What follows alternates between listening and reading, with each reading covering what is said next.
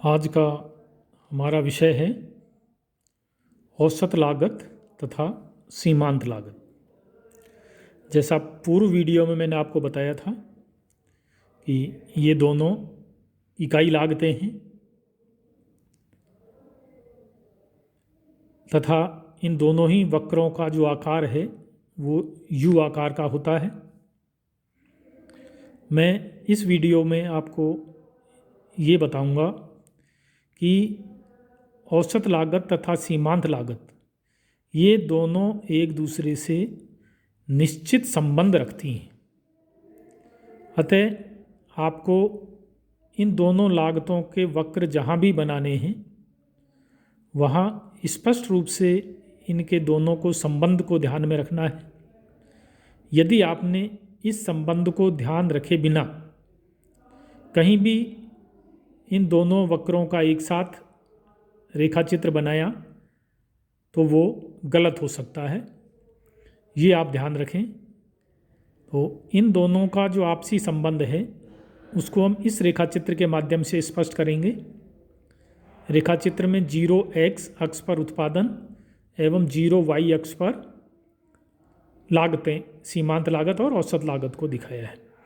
ये दोनों वक्र आप देख रहे हैं, ये औसत लागत वक्र है तथा ये सीमांत लागत वक्र है। अब देखिए कि ये दोनों ई बिंदु पर एक दूसरे को काटते हैं, तो ये विशेष तौर से आपको ध्यान रखना है कि औसत लागत तथा सीमांत लागत वक्र जहाँ एक दूसरे को काटते हैं वहाँ औसत लागत आवश्यक रूप से न्यूनतम होगी। यदि आपने सीमांत लागत वक्र को इसके अलावा इस साइड से या इस साइड से कहीं से भी काटा है तो वो रेखा चित्र आपका गलत हो जाएगा। अतः आप इस बात को ध्यान में रखते हुए ही रेखा चित्र बनाएं। अब इस रेखा चित्र से औसत लागत और सीमांत लागत में 3 प्रकार के संबंध स्पष्ट होते हैं।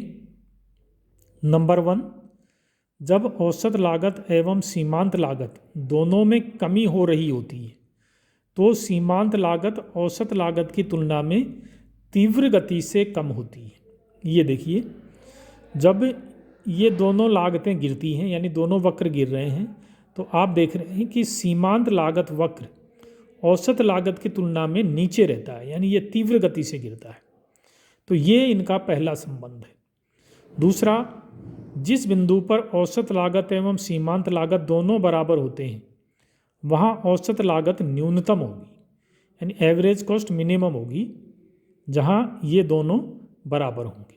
या आप कह सकते हैं कि एक दूसरे को जहाँ काटते हैं वो बिंदु होगा जहाँ दोनों लागतें बराबर हैं तथा वो बिंदु वहाँ होगा जहाँ औसत लागत न्यूनतम होगी।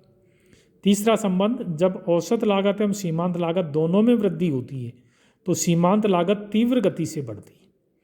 नहीं, यदि ये दोनों लागतें बढ़ रही हैं तो सीमांत लागत औसत लागत की तुलना में तीव्र गति से बढ़ेगी। तो इससे ये स्पष्ट है कि जब ये दोनों लागतें गिरती हैं तो सीमांत लागत तीव्र गति से गिरती है और जहाँ दोनों बराबर होती है वहाँ औसत लागत न्यूनतम होती है, तथा जब बढ़ती हैं तो सीमांत लागत तीव्र गति से बढ़ती है। यानी गिरती है तो भी सीमांत लागत तीव्र गति से गिरती है और बढ़ती है तो भी सीमांत लागत तीव्र गति से बढ़ती है। अतः अब आगे जो मार्केट के संतुलन हम पढ़ेंगे, विशेष तौर से फर्म्स के संबंध में, उसमें इन वक्रों का हम बराबर प्रयोग करेंगे। तो वहाँ ये वक्र हम जो बनाएंगे इसका आपको ये ध्यान रखना है कि इस संबंध को दृष्टि में रखा जाए, अन्यथा आपका जो रेखा चित्र है वो गलत होगा।